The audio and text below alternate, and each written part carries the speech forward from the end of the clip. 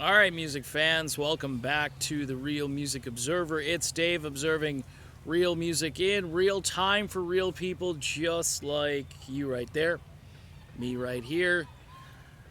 Steve Perry and his marital status. That is the topic of this video. No, I am not going to question why Steve Perry uh, hasn't been married, and that's really not the issue of the video. But it's a worthy observation to look at the framework of this guy's life and how he has decided to more or less keep his powder dry if it isn't something that he truly believes in and wants to do.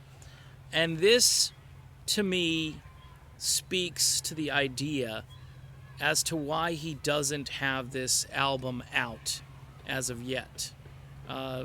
He's dated, he's lost a girlfriend, he had a girlfriend leave him, and so forth. And he's been pretty devastated by these things, and it's affected him to the degree that I don't believe he really cares about putting this music out. Now, I know a lot of you probably think that's a little harsh, but I think when he says, I'm recording songs and it's going to be cathartic, I'm going to get this out of my system, I'm a music guy, I can sing, I can perform, I can record as a way to help heal my situation. And I think that's the primary purpose of why he would record new music. Now, allegedly, this album is in the can, and it's done. And there have been people who are loosely connected to other people I know who have apparently heard this album and say it's a masterpiece. The question is, will it see the light of day? And based on Steve Perry's life up to this point, I wouldn't hold your breath. Now, I watch Facebook and Twitter. I see a lot of the Steve Perry fandom out there, and they wake up and they'll post something, "Good morning, Steve," and they'll have a picture of Steve Perry from 1985 or something. And I'm not saying you're living in an alternate reality, but you've got to come to terms with the fact that this guy isn't motivated by profit because he's got enough money. He's not urgently looking to continue to create like Neil Schon apparently is, and even John Cain in his own sort of religious way with his newfound passion. Those guys are on opposite ends of the spectrum, but it looks as though they both want to create things. Steve Perry, I think, is content. He's content living out his life. He left the world a legacy of amazing music. And much like my theory about the Rock and Roll Hall of Fame, Perry didn't get up there to sing one or two songs because you saw him sing with the Eels, and some people are just like, well, even with Steve sounding rusty and singing a much lower key, I'd rather see Steve Perry in that capacity than, say, Arnell or whoever else. We can go down the list.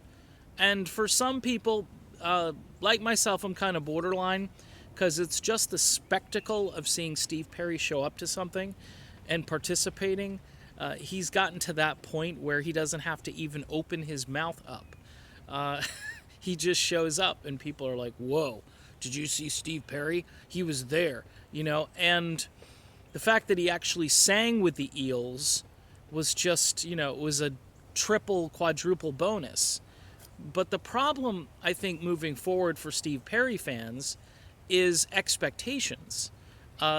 People are like, you got to release that album. We've got to lobby people to get him to release that album. I mean, does he understand how much we want that album? And Steve Perry is sitting there just like he did his entire life.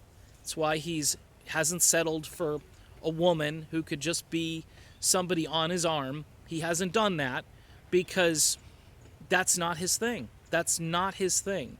The other guys in the band, they're like serial marriers, okay? Steve Perry, not so much. Different personality, and one that's hard to understand. Maybe he is kind of this tortured recluse. You know, the famous words in the VH1 documentary is how he didn't feel like he was ever part of the band. I mean, that was a mind-boggling statement, but it all flows together with Steve's personality and the fact that he's okay being alone. After one tragedy back in, 2002, he decided to take one of his friends to a ball game, and I did a video about how kind of baseball at that point was his new passion, his new love, his new distraction. So, is this album coming out? I still think it's got a good shot at actually seeing the light of day. Will we see it in Steve's lifetime? I don't know. We need more than just speculation on the movie set or the TV show set or, the costume designer or the makeup artist. That's really not enough to go on. We need more substantive proof that Steve is coming out with this album.